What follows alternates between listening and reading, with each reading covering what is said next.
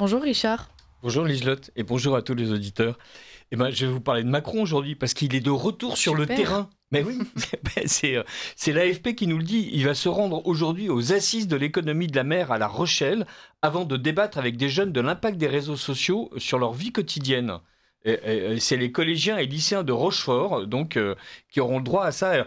Et on se dit mais c'est génial parce qu'il n'y a pas longtemps il était ailleurs, il était évidemment du côté de la région des Grands Lacs où il a promis 1,5 milliard parce que c'est pas comme si on en manquait en France, donc il a promis 1,5 milliard aux gens des Grands Lacs et il avait un agenda mais hyper chargé. Il s'entretenait avec John Dramani Mahama, président de la République du Ghana, avec Nicole Pachinian, Premier ministre de la République d'Arménie, avec Faure Gnassingbé, président du Conseil de la République togolaise, avec Félix Tshisekedi, président de la République démocratique du Congo. Et quand il ne s'entraînait pas, il avait, je cite, un événement de haut niveau en marge de la conférence ministérielle de soutien à la paix et à la prospérité dans la région des Grands Lacs.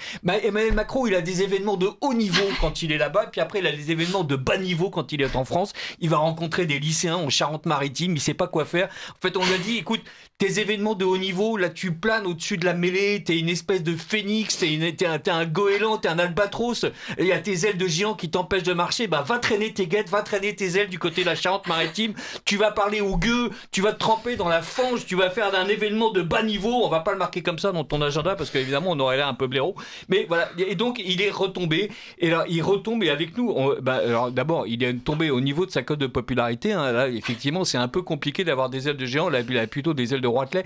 C'est un peu bizarre, c'est un goéland avec des ailes de roitelet, ça marche pas bien, et donc il est en France pour nous expliquer comment ça va bien, et pour nous expliquer vraiment comment ça va bien, il a décidé de lancer un événement Choose France pour les Français.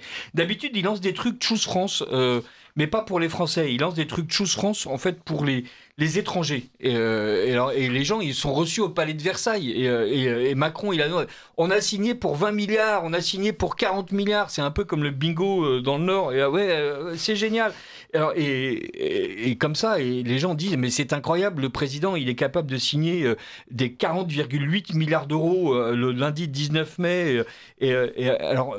Après, on regarde un peu. En fait, il y avait 20 milliards d'engagements qui étaient déjà décidés, hein. Puis après, on demande des économistes, et vous en pensez quoi de Choose France? Et ils disent, ouais, c'est une bonne opération de com', mais alors, d'une part, c'est quand même un peu gênant qu'on soit obligé de battre le tam-tam pour faire venir les gens. Ça prouve qu'en fait, c'est pas super attractif. Et puis surtout, il y en a qui disent, le stock d'investissement direct à l'étranger entrant rapporté au PIB a bien augmenté depuis 2013, comme dans la majorité des pays européens.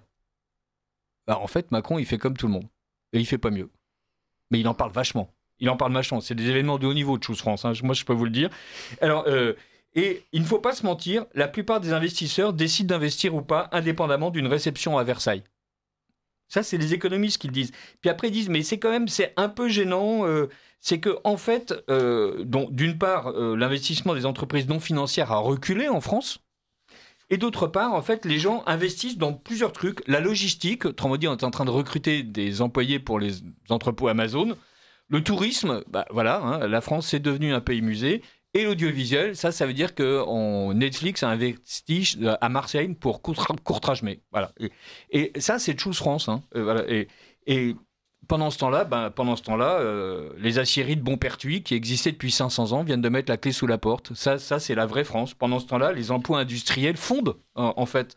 Les régions fer de lance, comme les Hauts-de-France, ont perdu 40% d'emplois industriels. Le Grand Est a perdu 44% d'emplois industriels. La Bourgogne-Franche-Comté a perdu 41% d'emplois industriels. Alors je mens, évidemment. C'est pas 40%, c'est 39,6%. C'est pas 44%, c'est 43,9%. Ça, c'est de la désinformation. C'est pas 41%, c'est 40,9%. Je me suis permis d'arrondir au dixième de pourcentage supérieur. Et comme ça, l'Île-de-France aussi a perdu 40,3% d'emplois. En fait, sur les 5 dernières années, on a perdu des dizaines de milliers d'emplois industriels. Choose France, mon gars, Choose France. Heureusement qu'il va en parler aux étudiants à Rochefort, hein. Et qu'est-ce qui se passe pendant ce temps-là? On va faire un événement de Choose France justement pour les Français. Alors on va pas le faire à Versailles parce que Versailles ça coûte cher, c'est pour les gens rupins, c'est pour les émirs du Qatar, c'est pour les gros bonnets américains. C'est pour les événements de haut niveau. Alors là c'est un événement de bas niveau, c'est un événement d'un président à 11%, et donc lui il va faire ça à la Maison de la Chimie. Voilà, Et il va y avoir des gens qui vont venir et on espère qu'ils vont investir, des gens français. Et dire, il serait bien bête de ne pas investir parce que plus ils vont sortir la thune, plus ça permettra à Boris Vallaud, aux autres de dire vous voyez bien qu'ils ont de l'argent, on va leur piquer. Alors c'est un vrai message qu'on peut adresser à tous les entrepreneurs français. Venez vous faire lister à l'événement de Chose France, venez vous faire désigner à la vindicte publique des socialistes et de LFI qui pourront expliquer que puisque vous avez choisi d'investir en France, qui est en fait le seul véritable emploi, évidemment, qui permet le seul véritable emploi de cet argent, qui permet de véritablement réindustrialiser la France. C'est pas parce qu'on décide d'avoir 20 milliards d'euros dans l'intelligence artificielle en faisant travailler 5 ingénieurs informatiques qu'on va véritablement sauver la France. Non, ça, on va vraiment le faire, mais c'est un événement de bas niveau. C'est un événement à la hauteur du camarade Macron, qui comme ça est en train peu à peu de nous expliquer que évidemment tout va bien. Quand il nous explique pas que tout va bien, il fait des trucs un peu bizarres, voilà, comme par exemple valider le Mercosur. Alors, il a validé le Mercosur. Il a expliqué, par exemple, lors du dernier Conseil européen, le 23 octobre, que tout va dans le bon sens. Alors, ça veut dire quoi que tout va dans le bon sens ? Ça veut dire qu'en fait, que rien n'a changé, que le Mercosur va s'appliquer, que les agriculteurs français vont être absolument ruinés.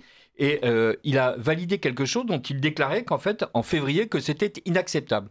Il y a beaucoup de choses qui ont changé. Rien. Il paraît qu'il y a des clauses. Mais alors, est-ce que les clauses sont contraignantes ? Absolument pas. Les clauses ne sont pas contraignantes. Par exemple, je cite un article du Monde, qui d'ailleurs est rédigé par des gens qui n'aiment pas Macron, je tiens à le dire. Même en admettant que les clauses voient le jour, le suivi des produits agricoles sensibles prévus par la Commission sera impossible à réaliser pour plusieurs catégories d'importation. L'exemple du bœuf est parlant. La coupe d'aloyaux, particulièrement vulnérable à la concurrence, ne correspond à aucune ligne tarifaire dans le code des douanes. Sans ligne, pas de suivi. Sans suivi, pas de protection. Et voilà, ça c'est un accord satisfaisant. Tous ceux qui élèvent du bœuf en France, ils vont être contents.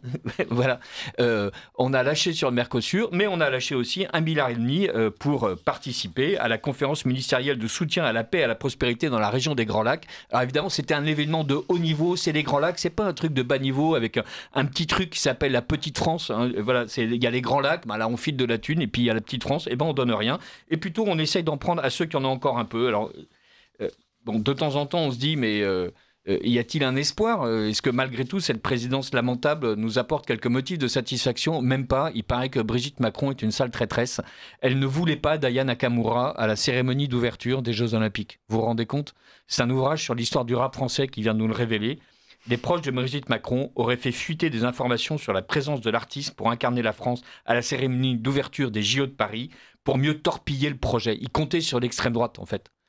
Voilà, ils ont dit on va dire aux gens qu'il y a Aya Nakamura qui parle, et Aya Nakamura, comme elle est très mauvaise, les gens ils vont protester. Alors sauf qu'il n'y a que l'extrême droite qui a protesté, c'est l'extrême droite qui a dégainé en premier. Là, ils croyaient que tout le monde allait dire non, Aya Nakamura elle est nulle, et en fait non, pas du tout. Les gens ils ont dit Aya Nakamura c'est un symbole de la France métissée, c'est un symbole de la France créolisée. Je cite le bouquin, je cite les articles. C'est un symbole, c'est une femme forte, elle est capable de dire Dja, et ça c'est tout le monde n'en est pas capable. Elle est en train de réinventer le français, monsieur. Il n'y a que les nationalistes recuits qui ne sont pas contents. Alors et voilà, donc c'est fini. Même Brigitte Macron réussit à faire couler un peu le président. Et il y a quand même une minuscule lueur d'espoir. Je n'aurais pas terminé cette chronique sans l'évoquer. Le jeune François-Henri Désérable se souvient qu'il a eu comme professeur de français Brigitte Macron qui lui a dit « Remontez votre pantalon, jeune homme ». Voilà. Alors, je fais exprès d'oublier le contexte. Alors voilà, mais... Tapez Brigitte Macron, remonter le pantalon jeune homme. Alors, c'est pas exactement ce que vous croyez, mais en tout cas, c'est quand même quelqu'un qui aura marqué. Entre le fait de vouloir faire rendre tricard à Aya Nakamura et le fait de s'intéresser au pantalon des jeunes hommes, visiblement, elle avait l'œil dans les lycées où elle enseignait le français. Brigitte Macron sera peut-être celle qui permettra à Emmanuel Macron de rester dans l'histoire, pas simplement comme le goéland aux ailes de Roitelet, vraiment... cloué au sol dans des événements de bas niveau dans un pays de basse extraction, mais au contraire comme quelqu'un qui a réussi à propulser sa femme au fait de la popularité. Merveilleux. Merci Richard pour cette chronique.